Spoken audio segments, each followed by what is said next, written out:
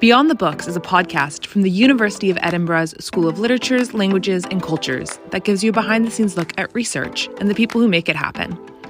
I'm Emma Aviet, a PhD student of English literature and current postgraduate web and communications intern. In this episode, I speak with Dr. Charlotte Bosseaux, senior lecturer in translation studies. After a short chat about her journey to Edinburgh, I get to ask Charlotte about her current research project on the ethical demands of translating accounts of trauma like gender-based violence. This project, funded by the Arts and Humanities Research Council, focuses on the testimonies of non-English speaking women and explores the ethical role played by translation when transmitting these experiences.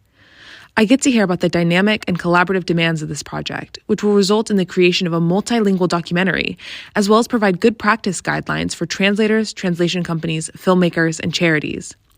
We also have some fun chatting about some of Charlotte's past research on the uncanny nature of dubbing and discuss the many actors who have lent their voices to stars like Julianne Moore and Sean Connery.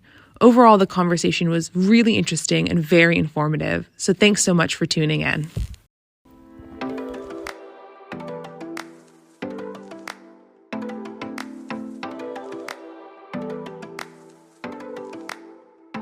Hi, Charlotte. Thank you so much for joining me today on Beyond the Books. It's so great to have you here. Well, thank you for having me. Yeah, I was just wondering, could you tell me a little bit about your background and how you came to the University of Edinburgh? Yes, so I originally am from France and I studied at the University of Aix-en-Provence, where I was doing English and American literature and history and linguistics and so on.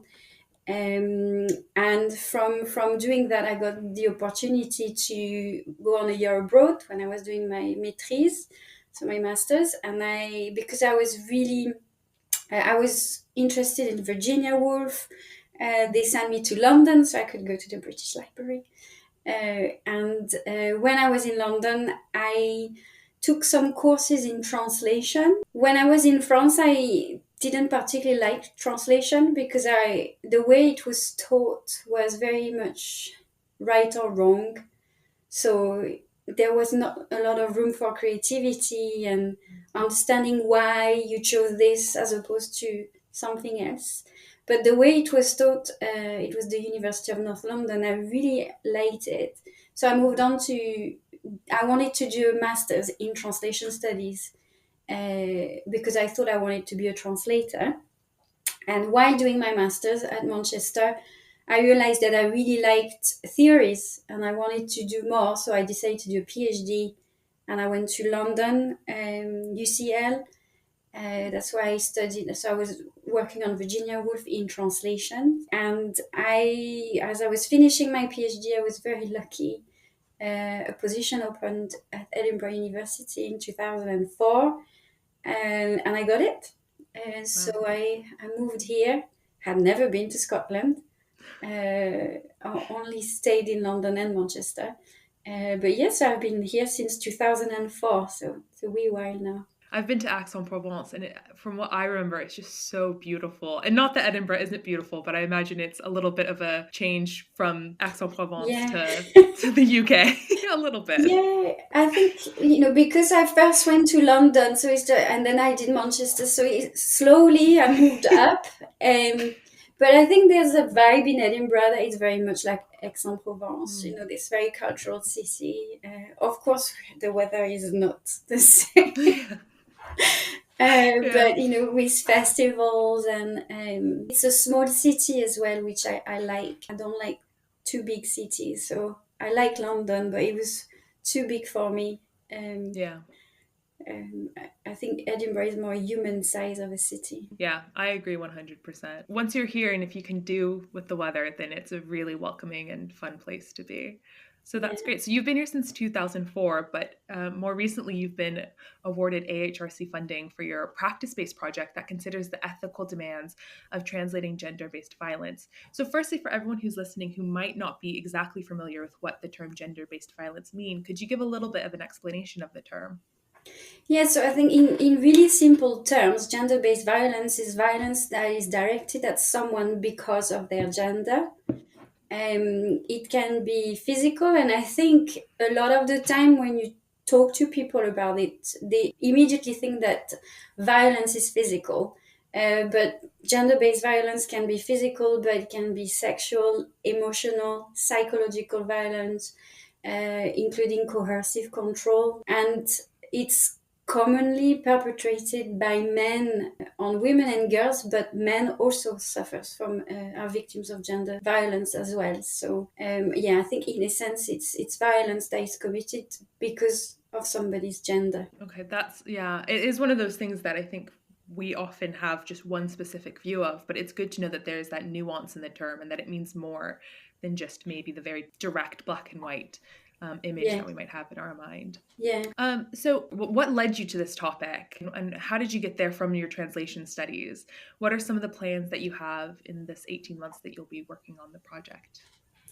Yeah, so I think when it comes to my research, since my PhD days, I've always been interested in voice. And at first, voice was literary voices, and particularly when I was studying Virginia Woolf, with the narrative technique and the voices of the narrator and characters in books. So I started to be interested in voice in these terms, and then I moved on with my work, and it was more about dubbing, because when you look at voice in dubbing, it's not just what's written or the linguistics aspect, it's also the audio and the visual, and that gives you a more comprehensive overview of what voice is. And then as I moved on with my life, and having had experienced myself gender-based violence, it is a topic that is very important to me.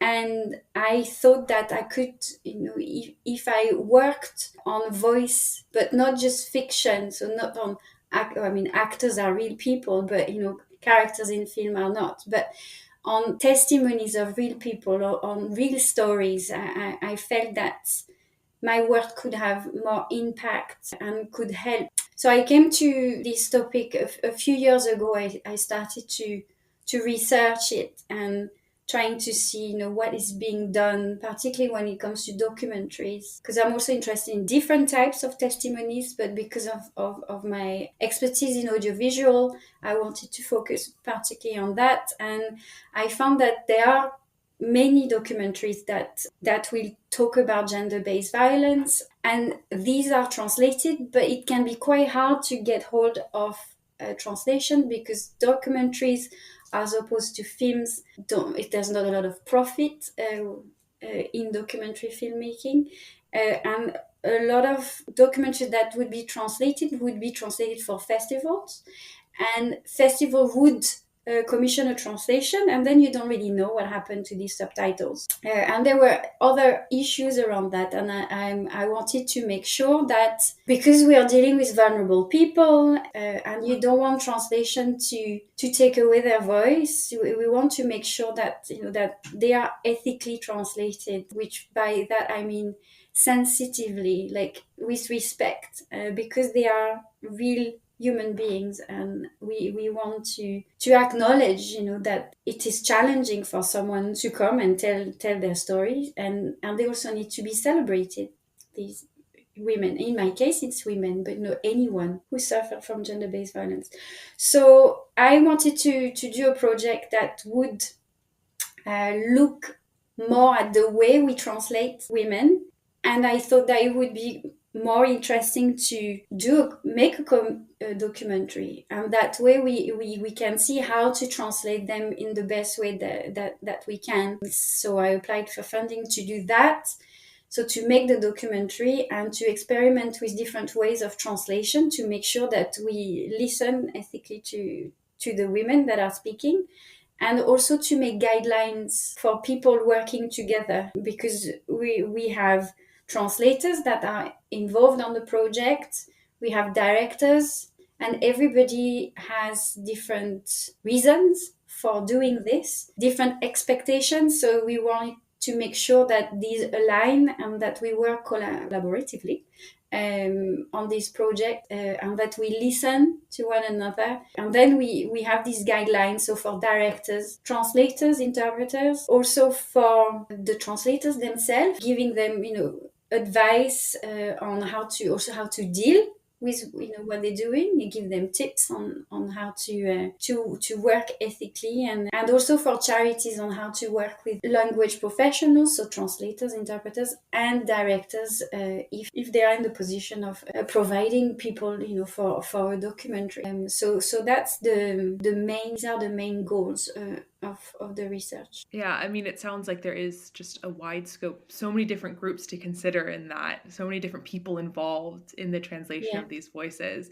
So having those guidelines will hopefully make that process so much easier for everyone else going forward. So you speak about this topic in your article, Translating Gender-Based Violence Documentaries, Listening Ethically to the Voices of Survivors, where you talk about the rising cultural awareness around gender-based violence. What are some of the places that we're seeing this increased awareness, and what could that mean for society's treatment of it? Alternatively, what are some of the areas that we still see a scarcity of these testimonies?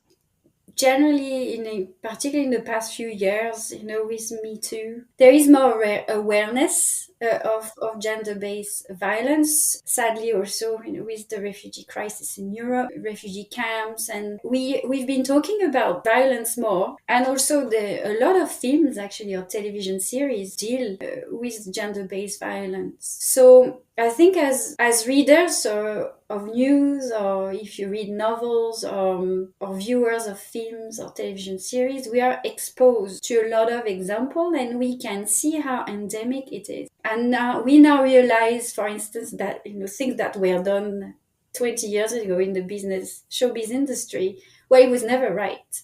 But now people are getting like, oh yeah, actually it's not okay. So there is, I like to think that people are more aware, but there is still, I think, this generalization, I guess, that violence is physical. And what's interesting in translation, like the different terms that we would use, for instance, if you translate in French, or if you were to translate in Somali, you would have to choose particular words that will have specific connotations. And I know, for instance, in France, but things are changing as well, that if you translate like abusive relationship in French, people would mostly think that it's physical, and we need to wear more awareness around that violence against women, or gender-based violence in general is not just physical, and I think it's important to talk about it, to make sure that we understand it as a whole, and that we understand that different cultures will have different ways of understanding violence as well. And when you're a translator and interpreter, you should be aware of these cultural differences, but maybe other people are not aware of them. So, for instance, I don't work in interpreting studies, but because a lot of what I'm talking about in a documentary is about interpreting, because we're talking about women who have sought help or support, didn't speak English, so had to be interpreted. I was told of cases, for instance, where a woman in her culture, she's not supposed to make eye contact with a man, and she's at the police station and she's being interviewed by a male officer, and she's not looking at them or him because she's in her culture, she's not allowed. Now, for someone that is not aware of this, they could think that, oh, she's hiding something, or she's being a bit dodgy, or so people need to be aware that there are different ways of talking or behaving depending on the cultures that you're in. And that will have an impact on the way things are being understood. Because if that officer would say, would write that, the person is not expressing themselves clearly, that they're not looking at me, then that could lead to a decision being made that could be catastrophic for the person. So we need more awareness of what is gender-based violence, and that it's not just happening in one country, it's happening in all over the world, and that there are the cultural differences that need to be taken into consideration. I mean, that is such a fascinating point, to think about the fact that, we might be learning about one specific form of gender-based violence, specifically maybe with things like the Me Too movement, but that's just going to be one form of it. Yeah. But we need to keep raising awareness about all the other ways that it can look. Why is it important to establish a methodology for making this impossible task closer to being possible? And what are some of the aims that you should be having? So with my work, we're trying to find methods that can be used by other researchers. So the different methods that we are using in the project is, first of all, it's practice based. So we're actually making a film and we are translating it as we go. But we've also had focus groups where we, at the beginning of the project, when we had all the stakeholders and trying to understand, why we're here, how to work ethically together, what do we need? So what do I need as a language professional? What do I need as a director or as a charity or as a survivor to make sure that I'm safe and this is a good environment to work together. And we also, there are questionnaires as well. At these focus groups, I had questionnaires to ask further questions to people about their expectation, their experience, how they felt also, because what I'm really interested in as well is how people feel when they work on this project, and particularly how translators and interpreters feel, because we don't really think about it.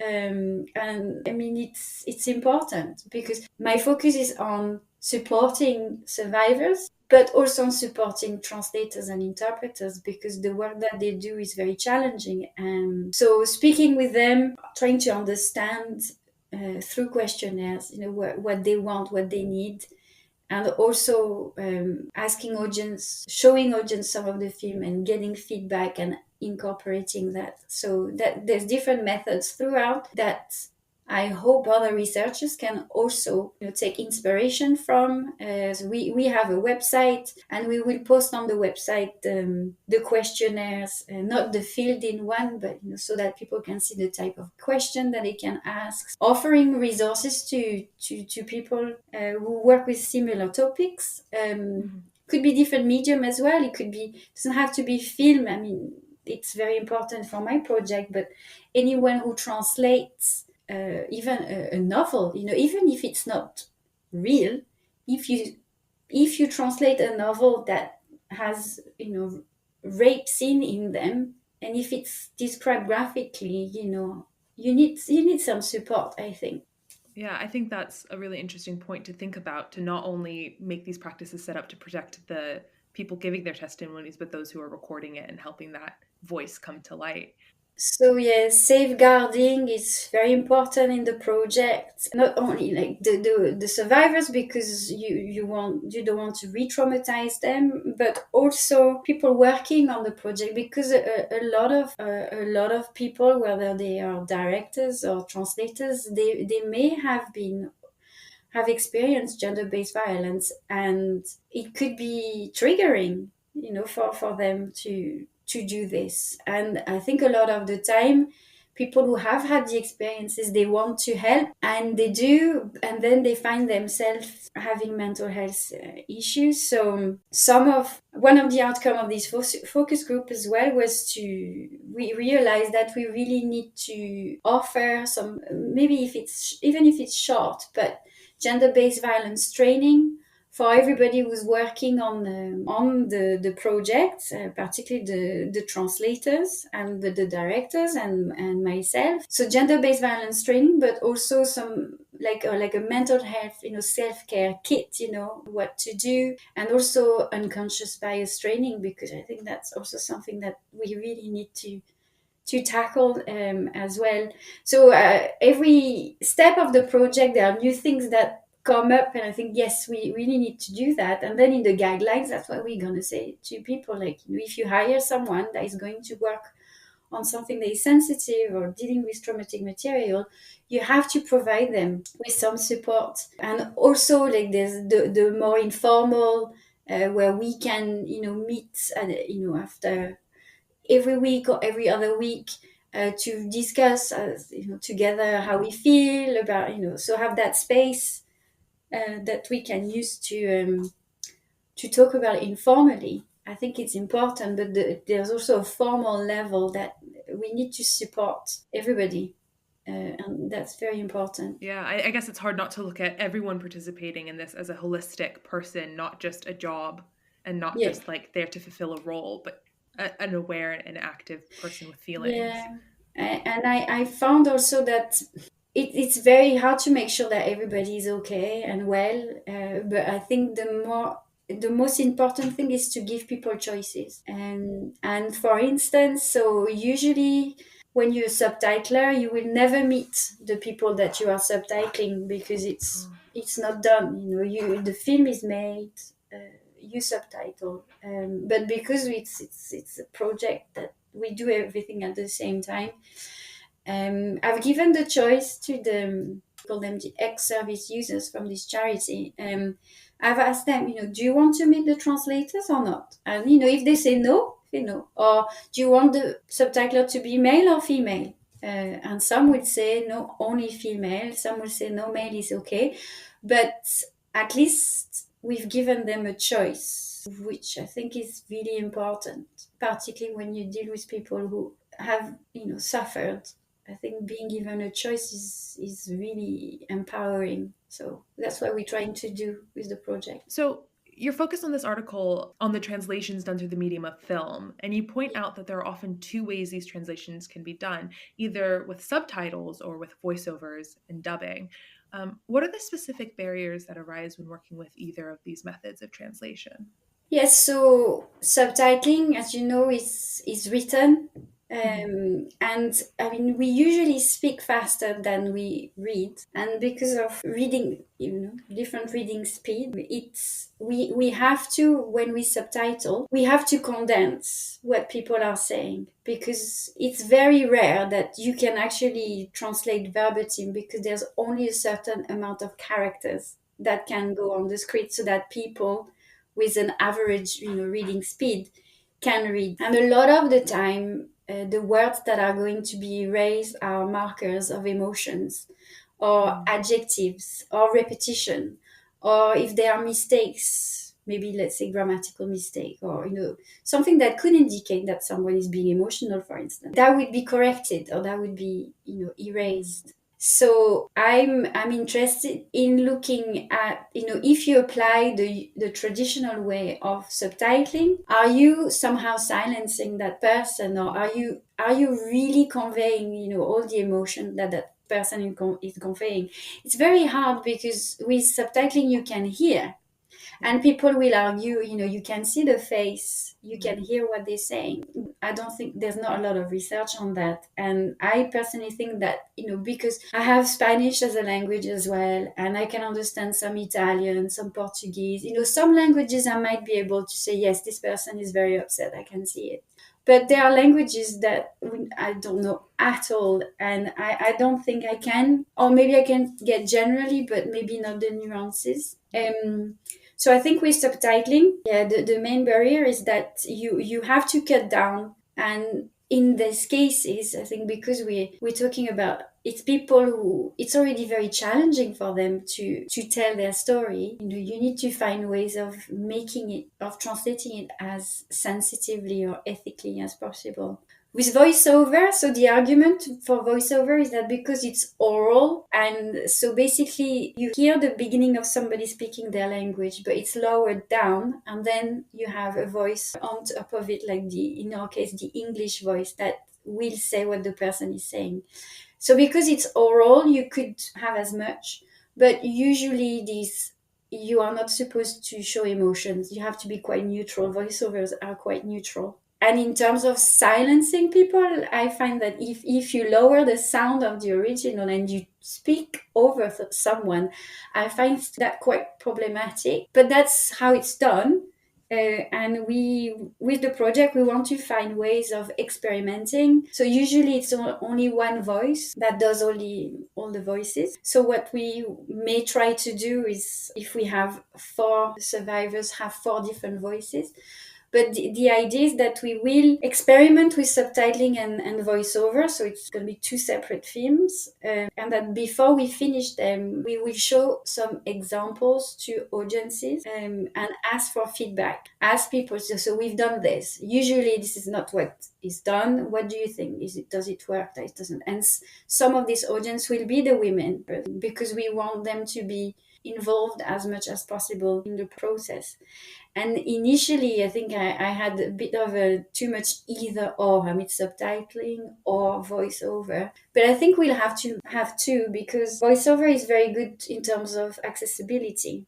So if you have people have impairment in their vision, they can still watch documentary, and if they don't read also, because our audiences might be people who do not read English but understand it, so for these people it's better to have a voiceover. So I think we will have to, but we will want to find ways of experimenting and to make sure that we hear these voices as best as we can. Obviously, it's translation, so it can never be exactly the same.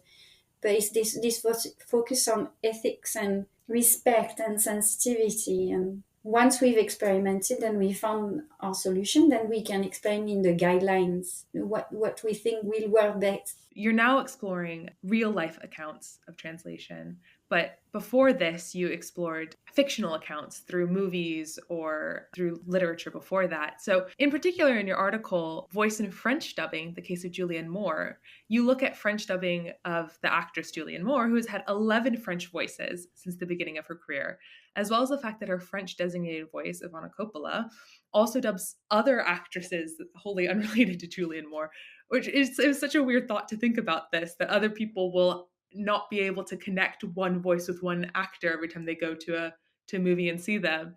So you write about how this can evoke the feeling of the uncanny. Why do you think this feeling occurs, and what are some of the features that dubbing can create, or how can it counter that feeling? I was really, when I was writing about this, I was really trying to a way of describing how do you feel when, I mean, in my case, because I'm French and everything is dubbed in France, I mean, things more and more are subtitled because it's cheaper, and I think more people speak English and they want to listen to English. But the mainstream is still to dub. So when I was young, everything I would watch, was dubbed. And I think when I was just 19 or 20, I watched a film with Sean Connery, and it was The Avengers. And he spoke English with a Scottish accent, and I couldn't believe it. I felt, why is he faking this accent? It sounds awful, but it was his real voice. And it really disturbed me because I was like, Sean Connery doesn't speak like that. And yes, he does. And then, when I read more about Sean Connery, that's exactly what, people would say, even if he's Spanish character in Highlander, he speaks with a Scottish accent. So he always has his accent, even if he's playing all sorts of characters. But for a French person, he has a French voice with no accent, because a lot of the time, when you choose dubbing voice, you take people who have neutral accent, not to anchor them in particular areas of France. So I found that extremely disturbing, and then I was trying to find a way of describing it. And yes, this feeling of the uncanny, like you thought you knew something, and then actually you don't.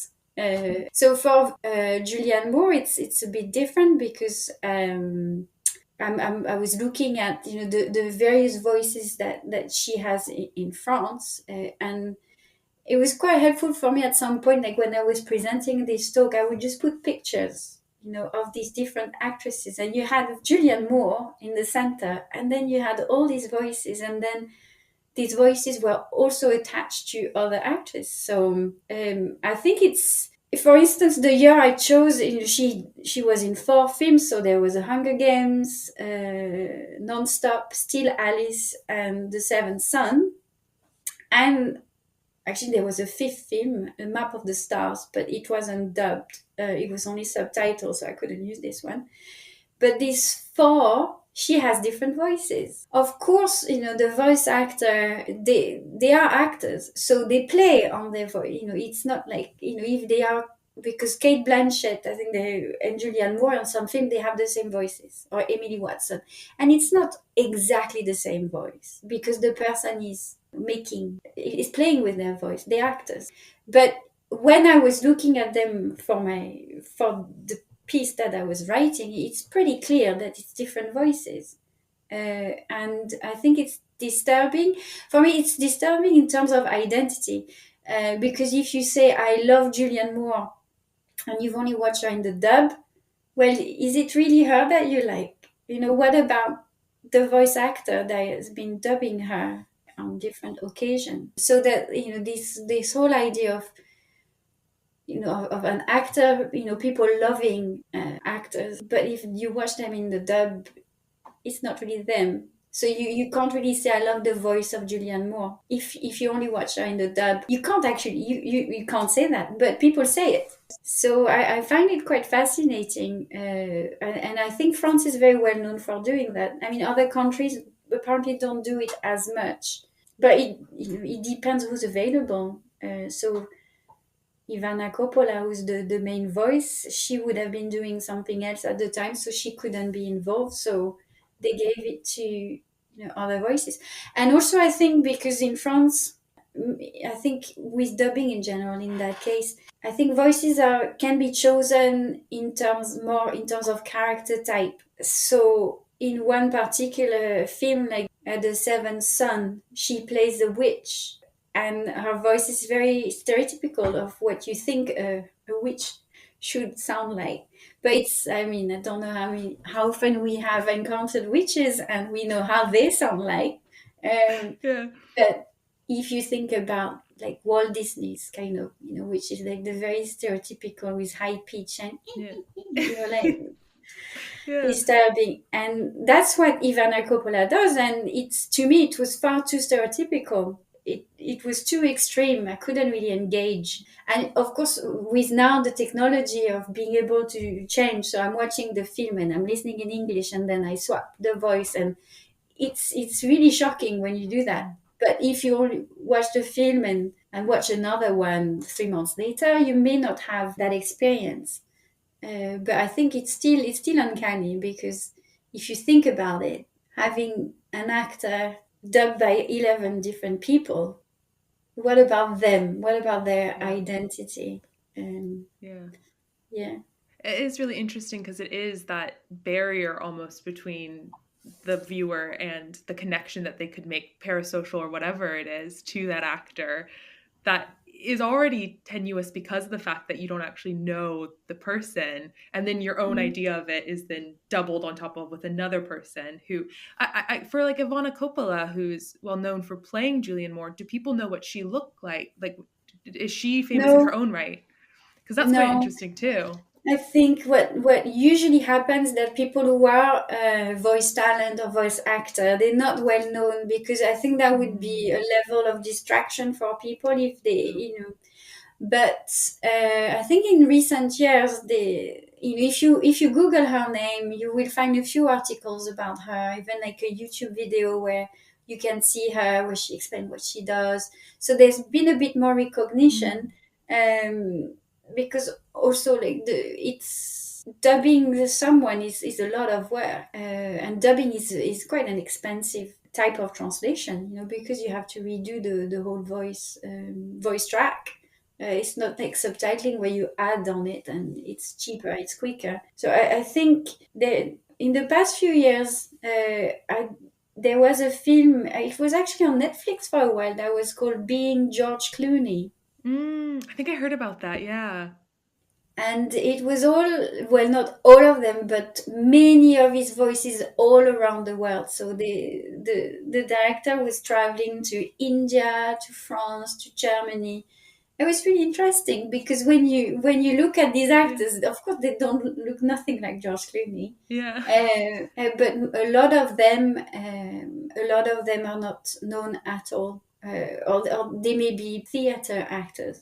So they would be playing, but they on the big screen, on a small screen, they're not very well known. And it's a problem as well, because when you have someone that is paid millions to play, like George Clooney, the actor is not paid very much. Uh, but they are facilitating that, and it's only because it's dubbed that making so much money at the box office. So I think there was at some point a few years ago as well, some dubbing actors that were talking about that, particularly in Germany, and saying, well, why I give my voice to Johnny Depp, but I'm paid like tenths, if that, a Yeah. 100th of what is paid. And that's the problem, I think, with translation as well in general, like even like translator, if you read a translated book, you will not see the name of the translator on the cover, for instance. It's just this illusion that it's the original. And that's what fascinates me a lot in translation. And a lot of people don't think about it. They think, oh, I'm reading, I don't know, Murakami. I've read all his books, but I don't read it. I haven't read his books. I've read the English and the French translations. I haven't read the original. For what I know, could be very different. But people don't really think about that. And that's like part of my job, and this project is raising awareness. Like, what does translation do? What does interpreters do? Are they impartial? Are they neutral? Is it what we really want? Should they be invisible? Should we see them? How should we see them? And subtitles as well. People say, the best type of subtitles are the one that you don't see.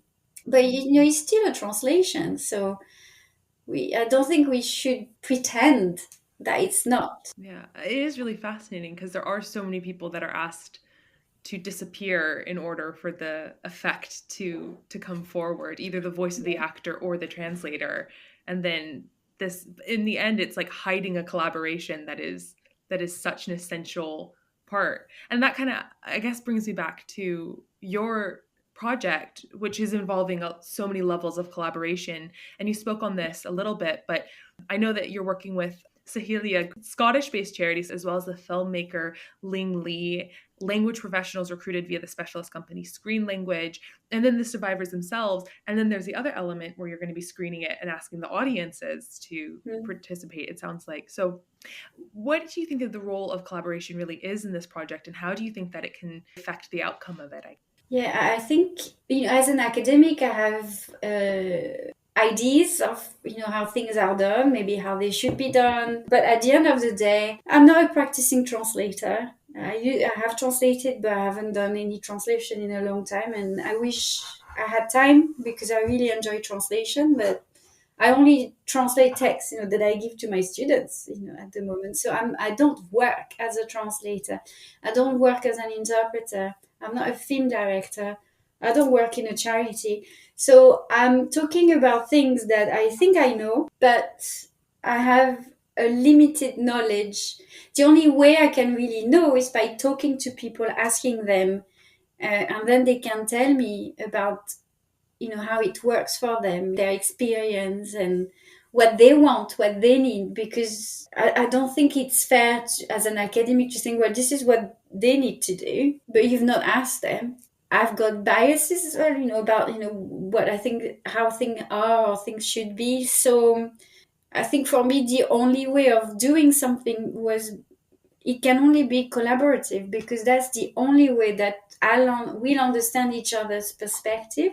Because there are a lot of apprehensions, not just from the survivors, but also from the people who work in the charity. There are some ideas that people have about others, how they will work. I think what came out of the focus group, and that some people thought that filmmakers were exploitative because they had that experience. So we need to make sure that these people don't think like that anymore, because it's not true of all filmmakers. So it's making sure people can give their opinions, tell us what they need. I mean, there's no point for me writing guidelines if people don't need them. Yeah. So it's also asking people, directors, so what do you want to see in the guidelines? What kind of things do you want us to think about? And ask that also to charity workers and the translators. So ask people what they need, and try to find ways of giving it to them. I mean, at the end of the day, the guidelines will be an ideal situation. A lot of it, particularly when you work on a film and you are working with translators or even working with interpreters, not just on films, but it's money. You need to be able to pay people. and there is an ideal scenario, and that's, there's the reality. So we need to take that into consideration as well. And I think it's important to give voice to everybody that is involved in one way or another in the project. And every time that opens doors, and it's like, oh, we need to do this, oh, and we need to do this, and it makes things very complicated sometimes and complex. But I think at the end, then we can have guidelines that really work for people, and people can really use them, because they've also gave us input. So they feel that, they are invested. I think for things to work, everybody needs to be invested and feel like that we are not exploiting them. We want to collaborate to make sure that when we do things in the future, they are done in ways that might be more ethical.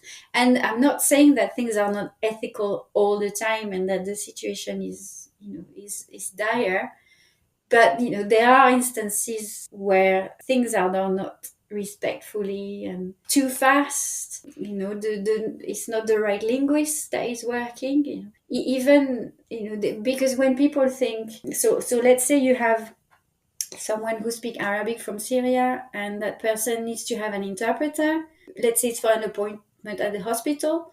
They ask the agency, and the agency sends someone that speaks Arabic from Egypt, and that's not going to be very helpful, and that's problematic. So that's the kind of thing. And it's not, people don't do this mistake by choice. It's just because there's a lack of awareness on linguistic differences and cultures, a lack of understanding of what the role of a translator or interpreter is. And I really hope that when the film is made, and hopefully, well, if we're lucky, we can show it at film festivals, and it can be seen, and general public can have more understanding, and then the guidelines separately can be used by people who actually work with translators and vulnerable people. I think that's one thing that's so interesting and fascinating to me about this project, is that it's an academic pursuit that is also balanced with this artistic aim of producing a documentary, and obviously documentary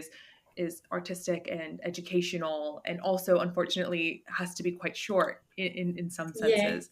So I just wanted to kind of ask you as well about that, and how, I know this might be maybe more something that you're relying on the director for, but how are you going to approach this sort of balance between the artistry of a documentary and the research and investigative goals of the project? Yeah, so the director, Ling Li, I chose her because I had seen so much she's done, and she's a very sensitive filmmaker. It's very poetic what she does, and I didn't want the film to be an example of investigative journalism. Facts. This is what happened. This is her story. This is, I wanted a film to be beautiful and poetic. So I mean, I can't say too much about how the film is going to look like, because we haven't started filming yet. We're going to start at the end of the month, and I think the next few weeks, Ling particularly is going to be thinking a lot about how she can film in such a way that it is informative, but it's also a celebration of these women's lives, and using different ways, visual way, because film is visual. So she's going to find visual ways of celebrating and making it poetical, because I think that's what she usually does, and that's what I wanted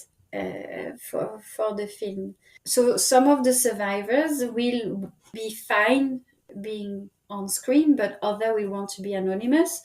So it's gonna also find different ways, because the last thing you want is putting people in danger. We need to find ways of filming them, even if we can't film them, and make it powerful and beautiful and joyful as well. These women are so brave, and you want to celebrate them. And There's also in the film, we're also interviewing language professionals, so the different people who work, interpreters, translators, subtitlers that have worked in the past, with gender-based violence, know more about their day-to-day as well. How did you feel when you were doing this? What kind of job is it really? And also some charity workers that will tell us more about like the charity itself. Yes, so it will have multiple voices, and we will try to make it as beautiful and poetic as possible. Well, it sounds like it is going to be a very complicated task, but well worth the effort at the end. And I'm sure it will end up I'm very excited to see it myself. So that'll be fabulous. Yeah. Because the project is until July 2023, and to conclude the project, we'll have a screening. So oh, great! Okay, I'll make sure to send you an invitation. Please do. That was what I was going to ask. I know. I'm sure it's like a bit of pressure, but the 18 months, I guess, sets up somewhat of an idea for us already of when we'll be able to come and turn back and see it. I think we can manage for the 1st of July. I mean, there's so many people involved that it's hard to organize everything, and we have different schedules, and people have families, and things happen. So the ideal will be the 1st of July. And I'm also, a few months before that, in February, I'll organize an event that will be more like impact event, where the focus will be translating ethics in translation and interpreting. I have organized a few events in the past called Whose Voice Is It Anyway? Where I always have a few academics talking about a topic. And then in the second part, it's seen more from a practical perspective. So I've usually, I would invite a writer and his or her translator. And so I'm planning one for end of January 2023. Oh, wow. Where we'll also reflect on the film, I think, because we'll be at that point. We should be reworking it based on the feedback that the audience have given about the different techniques that we have used. So I'm very much looking forward to it. Okay, so a final question to kind of wrap up, so I don't take too much more of your time. It's just one that I ask everyone who comes on, myself being someone I've been here since 2018 now, but I still feel like there's so much to see. So where is your favorite place in Scotland and why? So I think it might be a bit not boring, my answer, but it's actually, I love the botanics in Edinburgh, so you don't have to go very far. I think I go there almost every other weekend. I love the Botanic Garden in Edinburgh. It's amazing. What's your favorite thing about it? I love seeing the changes in the season. I think it's to see one tree in particular that you see changing over and from one week to the next, because at the moment it's really amazing with all the magnolias. And I went 3 weeks in a row, and there was so much difference in between these 3 weeks. So I recently moved near the botanic, so I can go every day if I want to. Oh, that is, honestly, I think you've just decided my weekend plans for me. I think I'm going to go check out the magnolia. Oh, I love that. Well, thank you so much for coming today and joining me on the podcast. It was absolutely fascinating. I really loved hearing about all of this. I'm so looking forward to your project and your documentary. It will be great to see. Thank you. Well, thank you for talking to me about it. Beyond the Books is a podcast from the University of Edinburgh's School of Literatures, Languages and Cultures. Thanks so much for tuning in.